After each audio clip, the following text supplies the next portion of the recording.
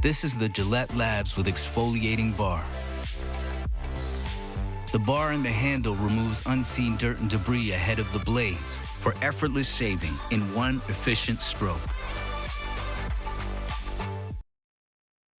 On recent games, you guys are going with the split back pro look, which is, I guess, it's more of an I formation, which is more in vogue these days. What makes you guys go to a sort of a throwback look in that situation? Yeah, I don't think it's a throwback look. Well, we're in it because we think it's the best thing for us to do.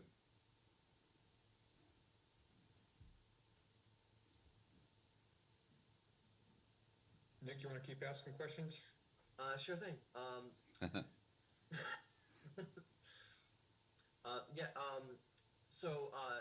After 2 games, Bailey is the starter. Where do you see the starting quarterback situation? Who do you expect to be the starter once Mac Jones is healthy? Well, we'll see how that process is. Max still wasn't able to play yesterday, so we'll continue to evaluate him and see how he's doing physically. Thank you. Next question, Karen Gregan, followed by Dakota Randall.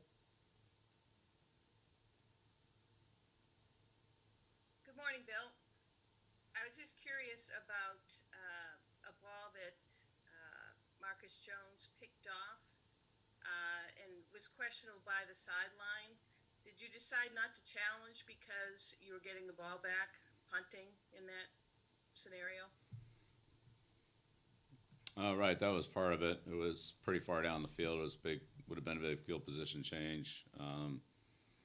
That was part of it, and we just weren't sure on the look at that. We didn't get a good look at it soon enough. We just weren't sure that it was that we absolutely had the catch anyway. So it was really, honestly, not much of a decision there. And also, just with respect to the rookies playing in the defensive backfield, is it a situation where they're basically learning every single game and you have the confidence to put them out there? Well, every rookie is learning in every game at this point. And these guys have only played. This was their 6th NFL game or less.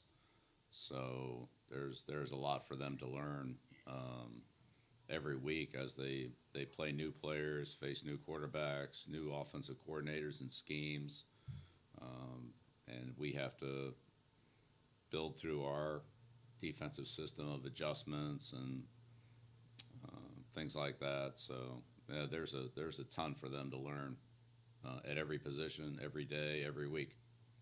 Those guys have a long learning curve ahead of them that they're on and gaining ground on, but it's a marathon, and we're barely in the first mile. Yeah. Are you pleased basically how each rookie has kind of handled the next man up mentality and allowed you to get away with sticking quite a few of them in games? Well, I think all of our players have worked hard and try to prepare well and be ready when they're called on. That's sometimes unpredictable on how it's going to go, but I think that's what you do as a player and what you do as a team is you prepare to do your job, and then you step in and are ready to go and do the best you can when that opportunity comes, not knowing when that's going to be or for how long it's going to be or anything else. But that's really true for everybody. It doesn't matter what year they're in or what position they're in or they play. Rather, it's the same for all of us. Great. Thank you, Bill. You're welcome. Next question, Dakota Randall, followed by Chris Ryan. Morning, Bill. I know typically don't like to give injury updates after the games. I'm just wondering if there is one available for Christian Barmore this morning. No, not yet. Sorry. Okay. No, it's okay. And sticking on the front, Devon Godchaux, just wondering, what you thought of his performance this season, both on the field, but also it seems like he's kind of become, a leader in that group. Oh, no question. Yeah, DG gives us good leadership. Very professional, always prepared, ready to go. Good fundamental player, good techniques, smart player. Um, recognizes the interior line play, blocking schemes, um, and uses his hands well. Plays with good fundamentals. Very strong. He's a good football player. Glad we have him. Great. Thank you. You're welcome. Next question, Chris Ryan, followed by Evan Lazar. Morning, Bill. How are you? Good, Evan. Chris, sorry. Just- Sorry, Chris. No problem. Just Bailey for a second. There's been a lot of discussion about whether the offense has been kind of condensed and less complex for him, more run oriented. Do you feel that the offense has been less complex, and you've taken some steps to make him more comfortable and allow for him to have more success? Well, we always try to do what we feel like gives us the best chance to win and gives our team the most success. So we'll always do that. I don't think that'll ever change, no matter who's playing or who we're playing or anything else. And we've had to make some in-game adjustments the last several weeks based on how things have shifted either during the game or the game plan that our opponents have used against us, and so that's also part of it as well. That's football. So it's not about any one player necessarily. It's about being able to do what you need to do as a team to competitively play and win on the field. I had a question about Jim Brown as well. I was reading, after you spoke last night about the fact that you had visited some prisons with Jim Brown and had taken a real interest in social justice and some of those issues. And I was interested in what led you to do that, and also the type of figure that Jim Brown is from a historical perspective and how that weighed on you.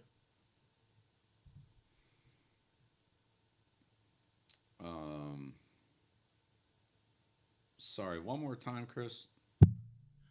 No, just I'd read last night that you had visited some prisons. I'm not sure Right. it was back when you were coaching in Cleveland, but you had taken a real interest in that issue, and I was interested in how, what Jim Brown had to say weighed on you and kind of informed you and how you deal with players on those topics. Right. Yeah. So my relationship with Jim started when I was the coach at Cleveland. I think it was the second year. I had met Jim when I was a kid and went to the Browns training camps, and our family was there and watched practice at Hiram with Coach Brown and so forth. But that really didn't have anything to do with it.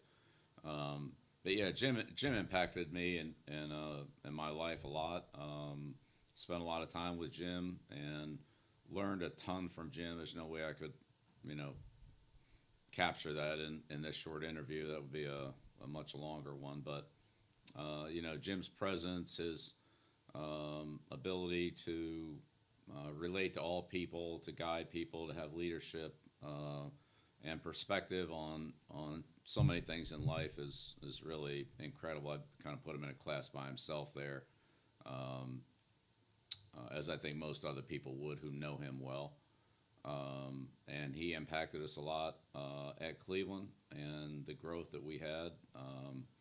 Obviously, that didn't end too well, with the team moving in the middle of the '95 season and all that. But he gave us great leadership and perspective even in tough times. And then I've maintained a relationship with Jim. Jim and his AmeriCan program is a fantastic program. I've seen it work in many different environments.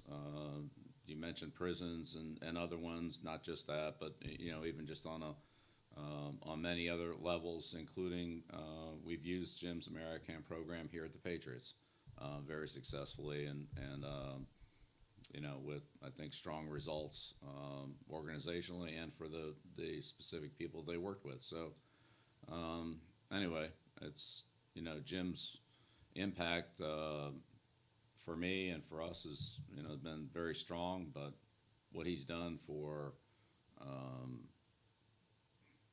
really everything he's been involved with is pretty remarkable. He's a very special man, and he's trained and taught so many people who have then taken his work out and just exponentially expanded, all the great things that he believes in and stands for. So we could go on and on here, but I'll leave it at that. Thanks for the question, Chris. Appreciate it. Appreciate it. Thank you very much. Yeah, you're welcome. The two final questions, Evan Lazar and Yofi Chen. Hey, Coach, how's it going? Good, Evan. I wanted to ask you, we're so used to seeing you guys have a traditional fullback on the roster, and this season, maybe moved away from that a little bit. But I just wanted to know what that process has been like and how you guys have been able to schematically just, change things here a little bit without a fullback. Well, there were certainly plenty of plays in the past where we haven't had a fullback on the field, but there were some when we did. It just really came down to our depth as a football team at the skill positions, at running back, at receiver, at tight end, and how much time you can. You don't have so much time. You don't have so many plays, and so you have to make a commitment to something. And whatever you make a commitment to lessens your commitment somewhere else. So we decided to make our commitment to the skill players without a fullback, and to work around some of the things that position gives. But there are also some things that you lose when you have a fullback in the game, and so we feel like that in the long run, we're just going to be better doing it the way we're doing it. So. And to final question, Yofi Chen. Hi, morning, Bill. Morning. I want to ask you about Hunter Henry, who obviously had a good day in terms of pass catching, but also contributed in the run game. For example, like a Taekwondo second touchdown. So what do you see from him yesterday?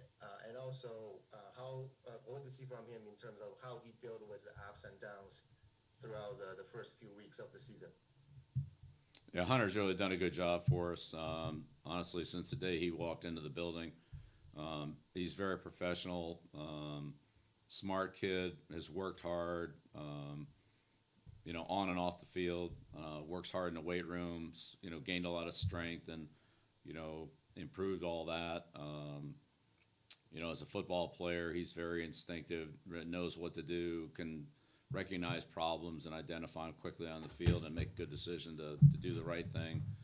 His blocking has really improved this year. He's done a really good job for us in the blocking area and against these teams that are playing the over front, so the defensive end at the end of the line.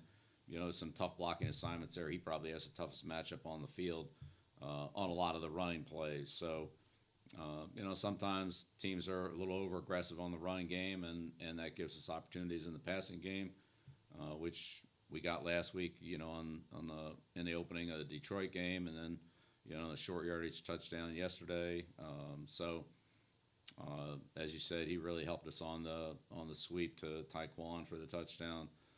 Hunter's a good all-around football player, going all the way back to, I followed him back to his high school days at Pulaski Academy with Coach Kelly, and then in Arkansas with Coach Bielema, and then, obviously we didn't get a chance to draft him, but got him as a free agent, and glad we have him. He's been a great addition to our team, to our organization, on and off the field, and really just an exceptional player, an exceptional person that does everything we've asked him to do for the year and a half that he's been here. So yeah, he's very, very, very professional player that